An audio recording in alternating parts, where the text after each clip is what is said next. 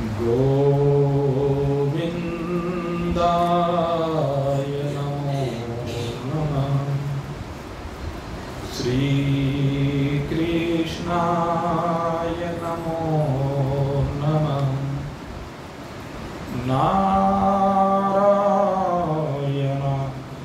नमोस्तुते। उपस्थित परम सौभाग्यशाली भगवत प्रेमी सज्जन वृंद, नित्य है निरंतर कई दिनों से हमारी चर्चा गति को लेकर के चल रही है। गति यानी जब इस शरीर का अंत हो जाए, उसके उपरांत की गति की चर्चा करें। गति तो यहां संसार में जब जीव आता है उस दिन से ही शरीर में प्रारंभ हो जाती है। और अगर मैं कहूं तो न जाने कितने युग युगांतर कल्प कल्पांतर से गति चली आ रही है। इस बात का तो कुछ पता नहीं कब से चली आ रही है, शरीर ही तो बदले हैं। तो ये जीव नित्य गतिमान है, नित्य विभिन्न शरीरों में बैठ करके यात्रा करता है। इसकी यात्रा जैसे अन्य शरीरों में हुई है ऐसे इस शरीर में भी हो रही है। लेकिन अन्य शरीरों की यात्रा और इस शरीर की यात्रा में एक बेसिक अंतर है। और जो इस अंतर को समझ जाता है उसकी गति इस शरीर के बाद, तो पहली तो जो हो गई हो गई। अब पहली को याद करने से क्या होगा, वो तो बीत चुकी, जो बीत गई सो बीत गई। बात तो यह कि आगे की गति कैसी है। आगे की गतियां इस मनुष्य शरीर के द्वारा निर्धारित होती है। और एक बात और मैं साथ साथ बताते चलूं, आप ये मत सोच लेना कि केवल इस शरीर के द्वारा एक शरीर की गति का निर्धारण होगा, ये मत सोच लेना। बहुत से लोग ये सोचेंगे कि शरीर के बाद चलो बुरा किया, भोगों में लगे रहे, पापाचरण करते रहे, धर्म विरुद्ध कार्य करते रहे, दुराचार व्यभिचार पापाचार में जीवन बिता दिया, क्या होगा, चलो एक बार नरक में जाके पड़ जाएंगे फिर से आ जाएंगे। नहीं, ये मनुष्य शरीर में बोए गए बीज एक शरीर के लिए नहीं है। एक बार जब इस जीव को मनुष्य शरीर मिलता है तो हजारों शरीरों की बात होती है, ये ध्यान रखना। आगे के हजारों शरीर कौन कौन से मिलने हैं उनका निर्धारण हो जाता है इसी में। अगला शरीर अगर पापाचरण में रत रहे हैं तो वह शरीर निश्चय ही निकृष्ट मिलेगा। उस शरीर में निश्चय ही पापों का भोग भोगना पड़ेगा। उस शरीर में निश्चय ही इतनी पीड़ाएं सहन करने पड़ेंगी जिनकी कल्पना से भी हृदय से रुकता है। इस बात को सत्य समझ। और ये केवल एक शरीर की बात नहीं है, मैंने कहा हजारों शरीरों का जनक है। कभी कीड़ी बनेंगे, कभी मकोड़ा बनेंगे, कभी छिपकली बनेंगे, कभी मच्छर बनेंगे, कभी मक्खी बनेंगे, कभी कुत्ता बनेंगे, कभी सूकर बनेंगे, कभी गाय बनेंगे, बैल बनेंगे, भैंस बनेंगे, मछली बनेंगे, न जाने कितने प्रकार के निकृष्ट जीव, रेंगने वाले जीव, कीड़े आदि, सर्प आदि, ये बहुत निकृष्ट योनियां मानी जाती हैं। सबसे निकृष्ट योनियां जो उनसे रेंगने वाले जीव होते हैं उनकी होती है। आप चिंतन कीजिए, ककरीला पथरीला रास्ता है, संसार में सब जगह मिलेगा, उबड़ खाबड़ रास्ता है, सब जगह मिलेगा।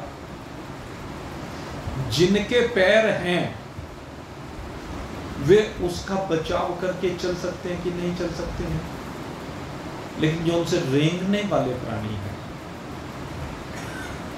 ककरीले पथरीले रास्ते पर सोच करके देखो, सारे बदन पर कांटे चुभते जाएंगे। जब रोडों पर चलना होता है आप तो जूते पहन करके चल देते हो, कई बार सड़क ऐसी मिल जाती है, कहीं सड़क बन रही हो तो पहले पत्थर पड़ जाते हैं, उसके ऊपर कुछ जाना तो पड़ता है ना, रास्ता तो है वही। उस रास्ते के ऊपर आप जूते पहन करके जाएं, जूते पहनकर जाने पर भी आपको कष्ट होता है, डिसबैलेंस होते हैं, रोड़े भी चुभते हैं।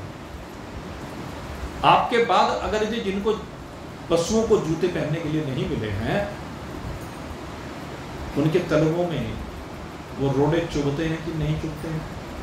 अगर रोड़े चुभेंगे तो कष्ट होगा कि नहीं होगा?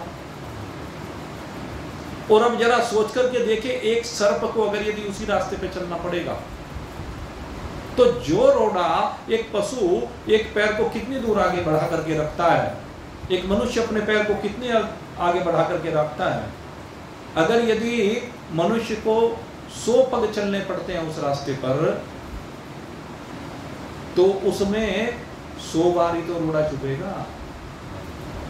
लेकिन एक पग के बीच में अगर यदि 20 रोड़े पड़े हुए हैं तो वो उन 20 रोड़ों से बच जाता है।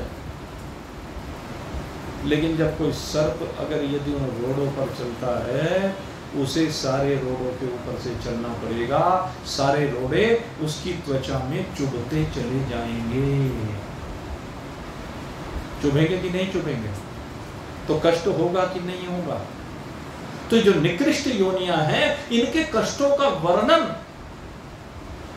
अगर यदि हम गहनता से चिंतन करें तब समझ पाते हैं, उससे पहले हमारी समझ में नहीं आता।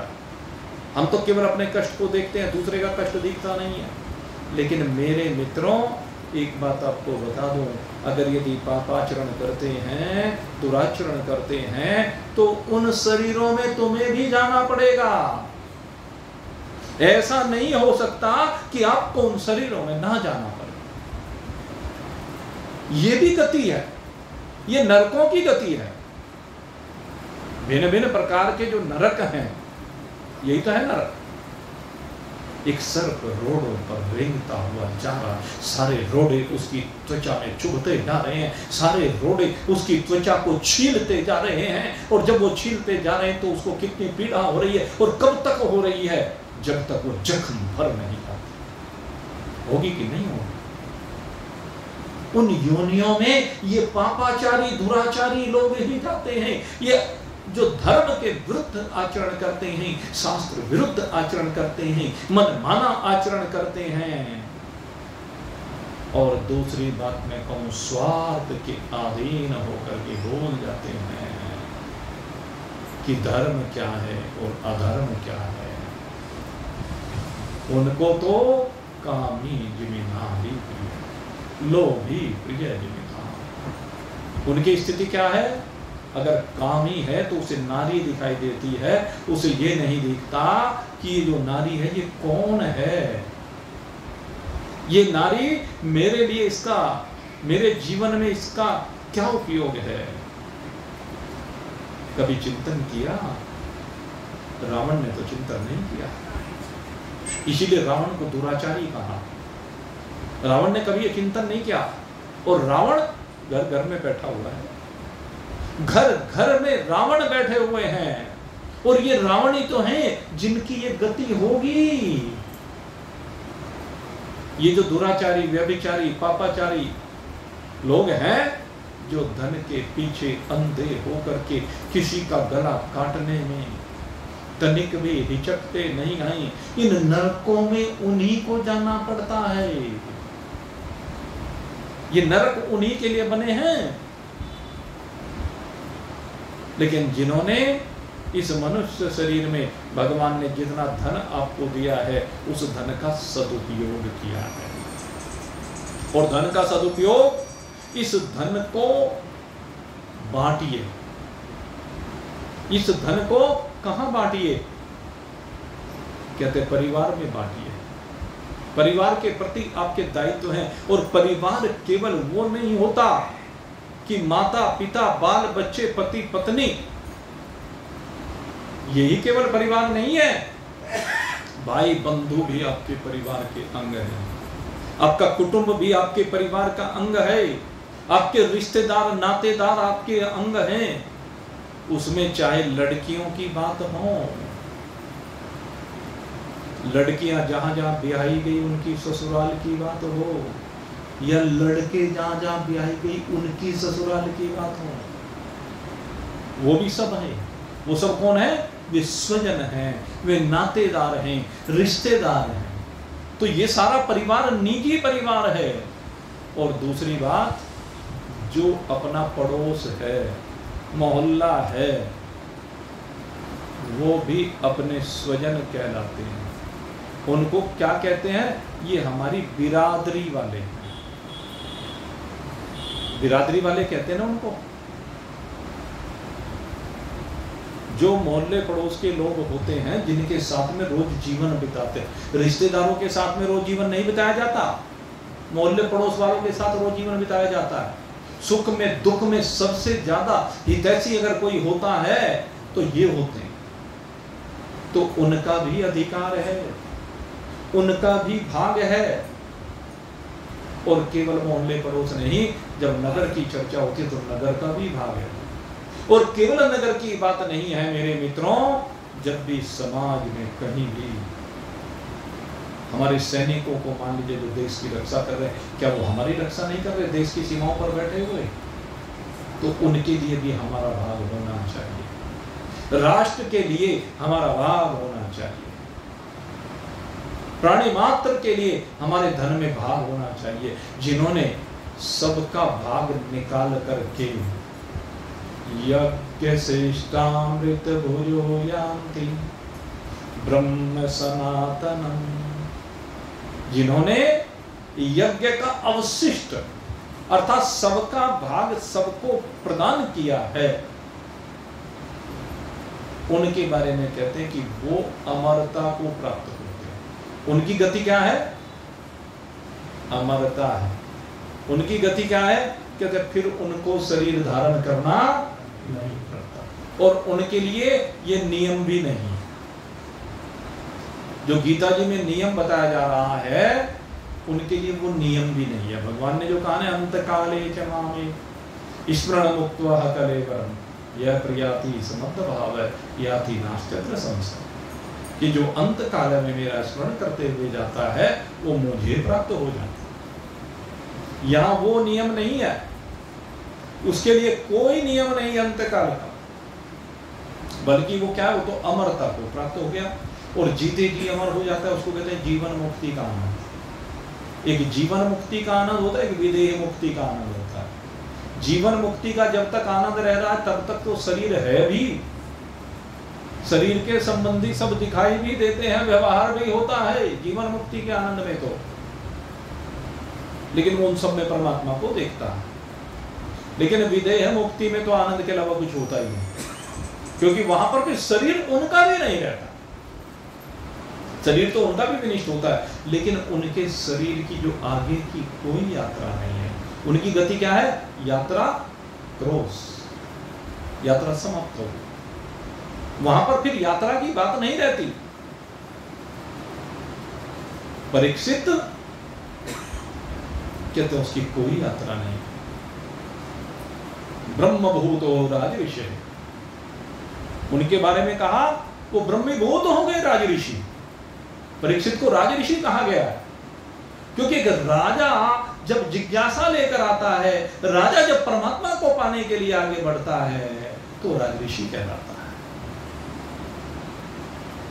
उसने 7 दिन में अनुसंधान कर लिया, उसने 7 दिन में अपने स्वरूप को प्राप्त कर लिया, तो उसके ऊपर अंतकाल का कोई नियम नहीं रहा। सर्प भले आया हो तक्षक, लेकिन उसे तक्षक दिखाई ही नहीं दिया। परीक्षित ने तक्षक को नहीं देखा क्योंकि परीक्षित तो पहले ही ब्रह्मीभूत हो गए। इसलिए उनकी गति क्या है? अमरता। अजरता अविनाशिता ब्रह्मवित् ब्रह्मेव भवति। तो ब्रह्म को जानने वाला ब्रह्म ही हो जाता है, वह ब्रह्म से अलग कुछ नहीं रहता, उसकी वास्तविकता केवल एक ब्रह्म है। और वो जीते जी इस शरीर के रहते रहते ही इस वास्तविकता को समझ जाता है। और ये कहा गया है कि अगर यदि जीते जी नहीं भी समझ पाया है, जीते जी इस वास्तविकता को अगर उसने नहीं भी समझा है, बिल्कुल इस शरीर के छोड़ते हुए उसकी साधना पूरी हुई है। उसके साथ ऐसा नहीं हो सकता कि अंत काल में ब्रह्म ज्ञान हो जाए बगैर साधना। पहले उसने साधन ना किया और अंत काल में ब्रह्म ज्ञान नहीं हो सकता। भगवान तो मिल सकता, ये ध्यान रखना। अंत काल में भगवान का नाम लेने से भगवान का लोक तो मिल सकता है। दो बहुत बड़े प्रमाण हैं इसमें कि भगवान के लोक की बात जब हम करते हैं। दो ऐसे उदाहरण हमारे सन्मुख आते हैं, एक भागवत में आता है, एक रामायण में आता है। जो अंतकाल में भगवान का स्मरण नहीं कर रहे हैं लेकिन भगवान के लोक को प्राप्त हो गए। पहला दृष्टांत आता है अजामिल का।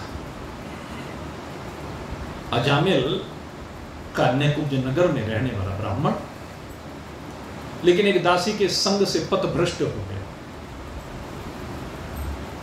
और पथभ्रष्ट होने के बाद उस दासी के साथ ही रहने लगा। बुढ़ापा आ गया और बुढ़ापे में यमदूत दिखाई दे गए भाई, बड़े भयंकर यमदूत। ये मोटे मोटे शरीर वाले, लंबे लंबे नाखून वाले, काले काले। अब उनको देख करके घबरा गया। किसी के भी सामने आ जाओ भाई, घबरा ही जाएगा व्यक्ति। रावण किसी के भी सामने आ जाता तो सब घबरा ही जाते थे भाई।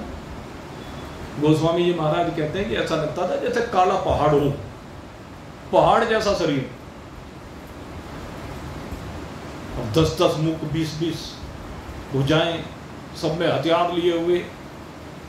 तो यमदूत भी भाई ऐसे ही हैं, उनके शरीर भी ऐसे ही हैं, बड़े भयंकर, चिकने चिकने तेल लगे हुए।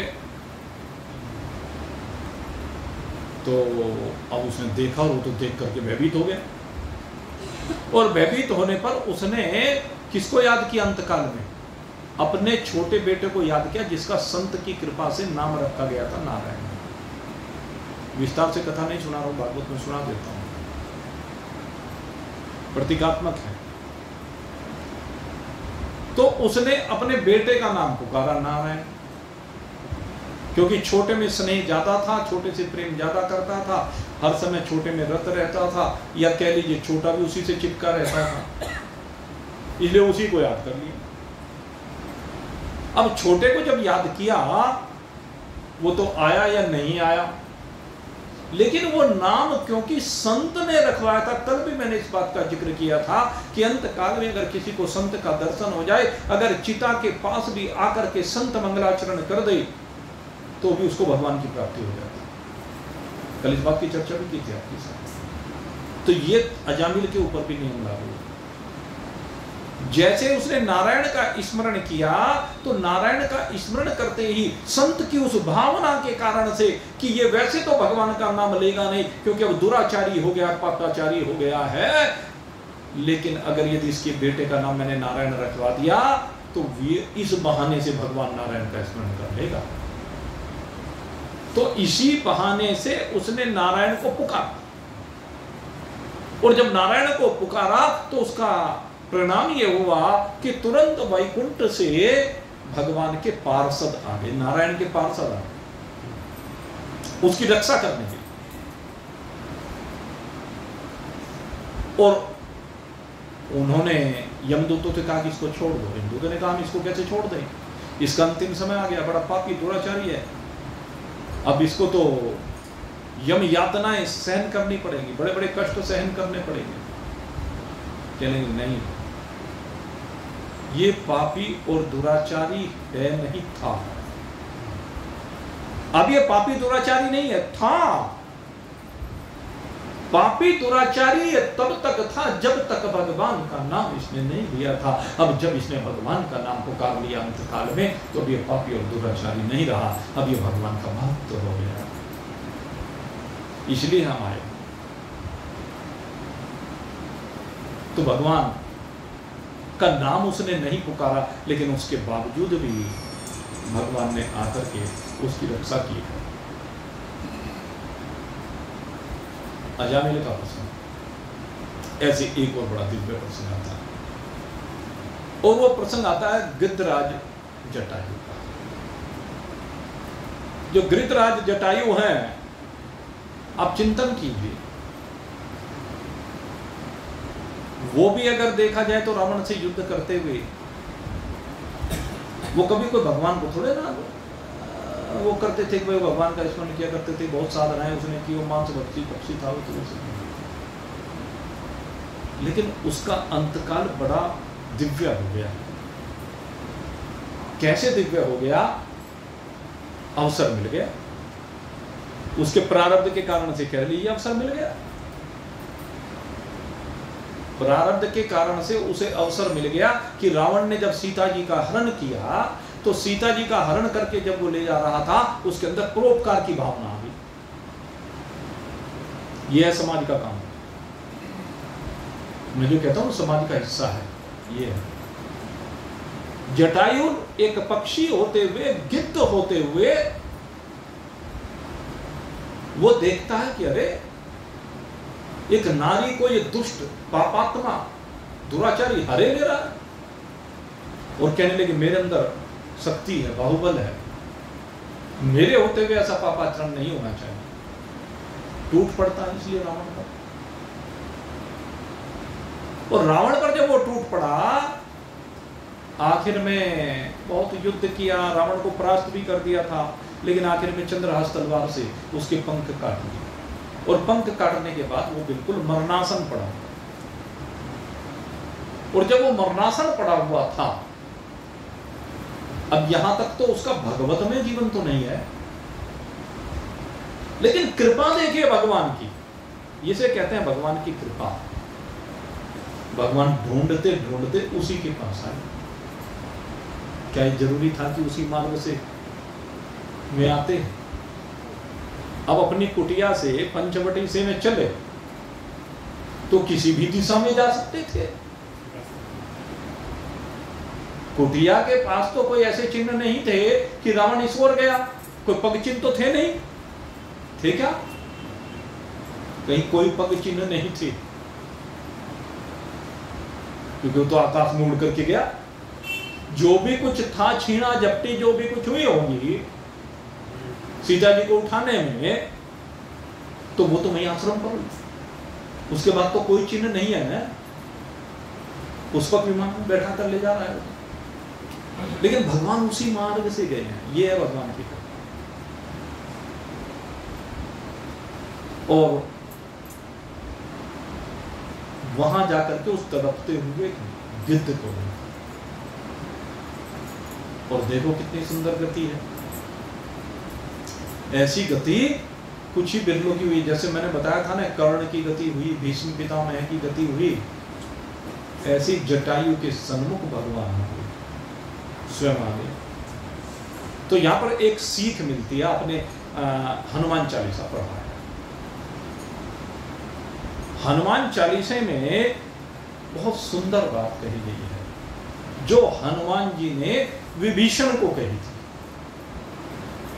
विभीषण लंका में रहता है, हनुमान जी विभीषण जी से मिले हैं,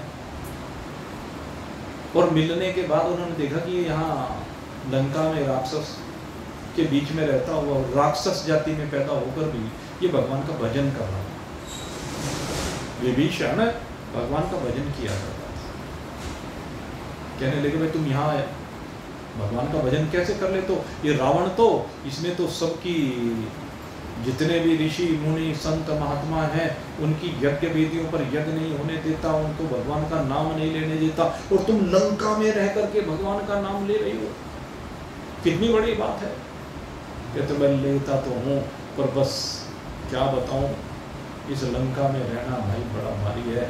जैसे दांतों के बीच में जिह्वा रहती है, ऐसे मैं यहाँ पर रहता हूँ, और इसमें रह करके भजन करता हूँ। कहने लगे अच्छा भाई तू भजन तो करता है, पर इससे तुझे राम जी मिलने वाले नहीं, राम जी तुझे इससे नहीं मिलेंगे। कहने लगे फिर किससे मिलेंगे? कहने लगे राम जी के भजन के साथ राम जी का काम भी कर। मन मना भव मद भक्ता मद्दाजी माम नमस्कुरु। अंत में भगवान श्री कृष्ण ने यही कहा, तू राम जी का भजन कर रहा है, भगवत में हो रहा है तेरा भाव, लेकिन कहता है मन मना भव, तू मेरे जैसे मन वाला भी हो, मेरे जैसे कर्म करने वाला भी मन। बड़े नहीं कर सकता तो छोटे कर ले। वे भगवान असीम शक्तिशाली हैं, सर्वशक्तिमान हैं, सर्व सामर्थ्यवान हैं, तो कुछ तो सामर्थ्य तेरी भी बनाई है, बनाई है कि नहीं बनाई? ऐसा कोई है जिसकी कोई सामर्थ्य ना बनाई हो? अरे कुछ ना कुछ सामर्थ्य तो भगवान ने सबको दी है। जितने सामर्थ्य दी है उसी के अनुसार तो कुछ कर ले, कोई कुछ शुभ काम कर ले, कुछ दान दे ले, कुछ व्रत कर ले, कुछ उपवास कर ले, कुछ तो कर ले। केवल एक गरीब का लेबल लगा लेने से तो बच नहीं सकता कि ये मेरे घर में तो इतनी गरीबी थी। एक गरीब ब्राह्मणी थी, घर में खाने को रोटी नहीं थी। एक दिन एक संत आ गए और संत ने आकर के भिक्षाम देही जब कहा, अब घर में अन्न का दाना भी नहीं था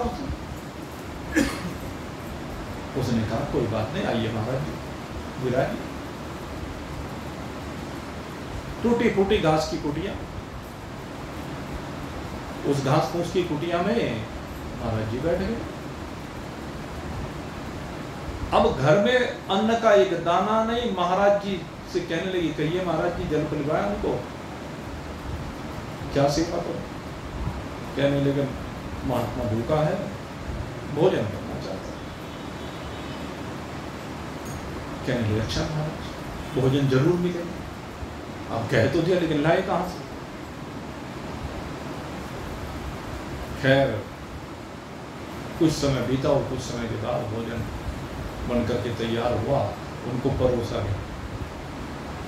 और जब भोजन को परोसा गया तो भोजन को परोसने पर वो कहने लगे मैं तो पहले ठाकुर जी को भोग लगाता हूं, और यहाँ एक बालक खेल रहा था तो उसको बुला ले, आज मुझे तो उसी में ठाकुर जी दिखाई दिए। वो बालक कौन था? कहने मेरा बेटा। कहने लगे तेरा बेटा है तो बुला जरा, उसे आवाज लगा, मैं पहले अपने हाथ से उसे भोग लगा करके खिलाना चाहता हूं। महाराज जी बोला क्या बात कर रहे हैं आप, ठाकुर जी को भोग लगाइए। कहले मैं तो उसी में ठाकुर जी को देखता हूं, मुझे चराचर जगत में ठाकुर जी दिखाई देते हैं, और विशेष रूप से उस बालक में तो मैंने आज प्रत्यक्ष दर्शन किया ठाकुर जी। नहीं महाराज खेल रहा होगा, कहीं इधर उधर चला गया होगा। नहीं आज तो ये मेरे ठाकुर जी को बुला के ला जहां भी खेल रहा। बहुत जिद महात्मा ने की, उसने बहुत बहाने बनाए, लेकिन महात्मा भी अड़ा। कहने लगे अगर यदि तू वास्तव में मेरे को भिक्षा कराना चाहती है तो पहले तेरे को उसको बुलाना ही होगा, उसको भोजन कराऊंगा तब मैं भोजन करूंगा। कहने महाराज कहां से आके रोने लगे, कहां से लाऊं? क्यों? अभी तो यही खेल रहा था, कहां चला गया? रोते रोते रो ब्राह्मणी कहने लगी, महाराज आप आए और मेरे दरवाजे पर जब कोई महात्मा आकर के नारायण हरि करे तो ये गृहस्थी का नियम है कि उसके घर से कभी भी कोई याचक भूखा नहीं जाए, याचक भूखा ना जाए। इसलिए प्रभु जब अन्न का एक दाना नहीं था, मैं अपने बेटे को गिरवी रख के आई। यहां जो साहूकार हैं उसके पास गिरवी रख के आई हूं कि साहूकार को कहा है मैंने कि बेटे को तुम आज अपनी दुकान पर रख लो, इससे काम करवाओ और मुझे थोड़ा सा भोजन का सामान दे दो जिससे मैं महाराज जी को भिक्षा करा सकूं। महाराज जी कहने लगे, क्या? अरे तू एक इस महात्मा के लिए जिसको तू जानती नहीं पहचानती नहीं, उस महात्मा के लिए अपने बेटे को गिरवी रखाई। तेरा क्या भाव है बेटे कि मैं तेरे इस भाव पे मैं बलिहारी जाता हूं और आज ये संत तुझे आशीर्वाद देकर के जा रहा है कि जो तू अपने बेटे को आज गिरवी रख कर के आई है, एक संत को भिक्षा कराने के लिए आज मेरा वरदान है तेरे को, यह आशीर्वाद है तेरे लिए कि ये बालक जिसमें मैंने आज ठाकुर जी देखे हैं ना, वही ठाकुर जी तेरे यहाँ 11.5 वर्ष का तेरा बालक है। 11.5 वर्ष तक वो ठाकुर जी स्वयं आकर के तेरे अंगने में रहेंगे, तेरी गोद में खेलेंगे, सदा तेरे साथ रहेंगे। वो ठाकुर जी तेरे अपने बन करके रहेंगे। ये है प्रताप, वही ठाकुर आए हैं। वो ब्राह्मणी यशोदा बन करके और वो ठाकुर जी मेरे ठाकुर जी आए हंसते। 11.5 वर्ष उसने जन्म तो नहीं दिया लेकिन ठाकुर जी रहे उसी के पास। माँ तो यशोदा ही मानी। ये है संतों के आशीर्वाद का परिणाम, क्योंकि उसने संत के लिए कार्य किया। इसलिए मैं कहता हूं गरीब बनकर भी कोई केवल गरीबी का ढिंढोरा पीटता रहे कि मैं गरीब हूं इसलिए कुछ नहीं कर सकता, तो ये बचने वाली बात है, बचोगे नहीं। शुभ कार्यों में गरीब को भी वो यथासंभव, अरे रोटी तो तू भी खाता है, जब रोटी खाता है तो एक टुकड़ा अगर यदि तूने कम खा लिया तो क्या फर्क पड़ गया? एक समय एक टुकड़ा कम खा और वो एक टुकड़ा कुत्ते को खिला दे, गाय को खिला दे, चील कौवों को खिला दे, चींटियों को खिला दे, हो गया तेरा बनना। मन में भाव तो ना। तो विभीषण को यही बात हनुमान जी ने कही कि तू राम जी का केवल नाम मत ले, राम जी का काम भी कर। और कैसे काम कर? कहते जैसे मैं। हनुमान जी के बारे में क्या कहा गोस्वामी जी महाराज ने? राम काज करिबे को आतुर। राम जी का काज करने के लिए आतुर रहते हैं, आकुल व्याकुल रहते हैं। उनके मन में भाव रहता है कि कब भगवान मुझे अपना काम सौंपे और मैं सब कुछ छोड़ करके भगवान के काम में लग जाऊं। ये है भाव। जब भी मुझे मौका मिले मैं संतों की सेवा करूं, जब भी मुझे मौका लगे मैं भगवान की पूजा करूं, जब भी मेरा मौका लगे, क्योंकि मौके रोज मिलते हैं सबको, डेली। कोई ऐसा दिन नहीं किसी को मौका ना मिले, सबको मौका मिलता है। मौके को कैश करने वाली बात है, मौके को भुनाने वाली बात है। अब कोई भुना लेता है, कोई नहीं भुनाता। जटायु ने भुना लिया, जटायु को जीवन में मौका मिला तो भुना लिया। आज उसने देखा कि एक नारी को उठा करके रावण ले जा रहा है, भुना दिया, और इसी पे ठाकुर जी रीझ गए। न जाने कौन से गुण पर दया निधि रीझ जाती है।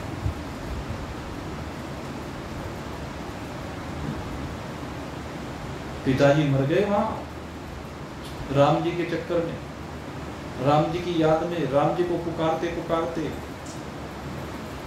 लेकिन उठा कर गीत को निज गोद में आंसू बहाते हैं, न जाने कौन से गुण पर दया निधि रीझ जाते हैं।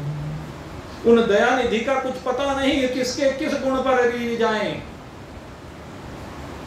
ये जटायु का प्रसंग ऐसा है कि जटायु के इसी गुण पर रीझ गए।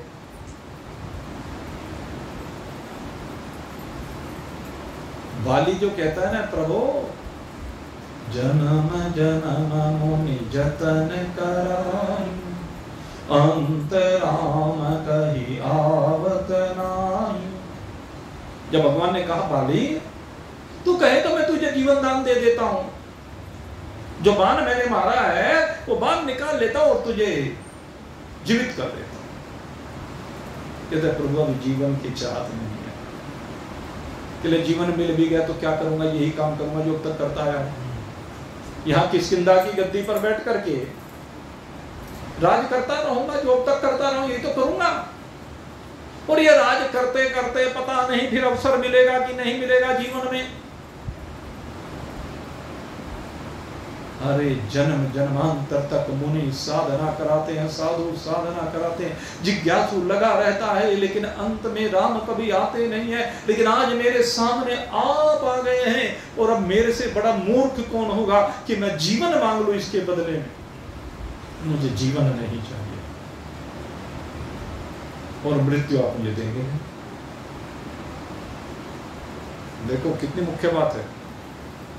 जब राम जी सामने आ गए तो मृत्यु की बात कहां है। मृत्यु मुखात प्रमुच्यते, कहते हैं मृत्यु के मुख से तो मैं छूट ही गया, अब मेरी मृत्यु नहीं। जीवन मुझे नहीं चाहिए और मृत्यु आप देंगे नहीं, फिर क्या मिलेगा। कहने लगे आप मिलेंगे, भगवान मिलेंगे। तो आज जटायु ने राम जी का कार्य किया है, और राम जी का कार्य करने से अंत काल में भगवान जटायु के सन्मुख आ गए, और न केवल सन्मुख आए, तात कहकर के संबोधित किया। अपनी गोद में जटायु लेटा दिया। कभी देखा ऐसा कोई? संसार में कितने भी महान पुरुष हुए हो, लेकिन किसी गिद्ध को अपनी गोद में लिटा करके कोई उसको पानी पिला रहा हो, उसको रोटी खिला रहा हो, ऐसा कोई जीव आज तक हमने नहीं देखा। गिद्ध से सब घृणा करते हैं, वो है ही घृणित पक्षी। गिद्ध को कोई अपने निकट नहीं लगाता। कुत्तों को तो बहुत लेते हैं गोद में।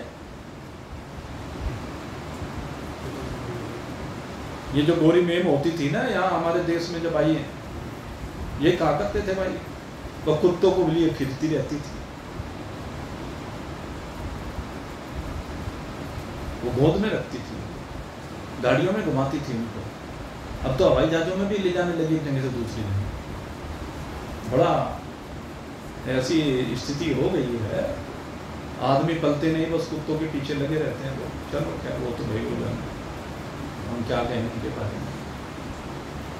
लेकिन गिद्ध ऐसा पक्षी है जिसे शायद कभी किसी ने गोद में लेके नहीं खिलाया।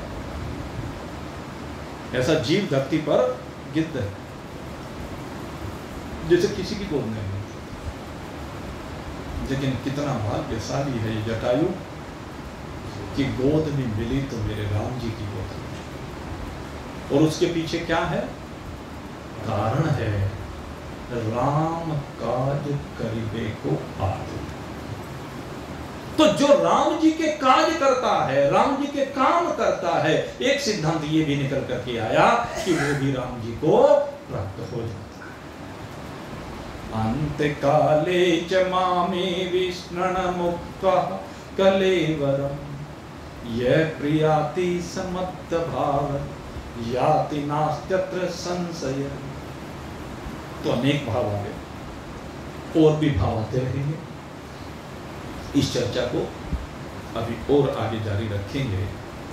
कल भी ठीक 8 बजे आपकी सेवा में फिर से उपस्थित होंगे भाई। आज तो क्योंकि घड़ी अपनी गति से आगे बढ़ती रहती है, तो आप सबके लिए बहुत बहुत शुभकामना करते हुए अब यहीं पर आज के सत्संग को विश्राम दें। और साथ ही एक सूचना भी आपको दे देते हैं भाई, आने वाली 27 तारीख से यानी 27 जून 27 जून से और 3 जुलाई तक 7 दिन के लिए श्रीमद् भागवत कथा का आयोजन होगा। और ये आयोजन बोगी भाई के यहाँ पर होगा। आपको मालूम है गत वर्ष उन्होंने श्री बद्रिकाश्रम में कथा कराई थी और वहां पर उनकी माता जी उस वैकुंठ धाम में, भगवान के वैकुंठ धाम को जो प्राप्त हुई, तो उनकी पुण्य स्मृति में इस बार ये कथा 7 दिन के लिए हो रही है। 27 जून से 3 जुलाई तक समय यही 7 बजे से 9 बजे का रहेगा। और सबके भोजन प्रसाद की व्यवस्था हर वर्ष रखती ही है, तो वही इस बार भी रहेगी। आप सभी लोग सपरिवार सादर उसमें निमंत्रित हैं। बोलिए सच्चिदानंद भगवान।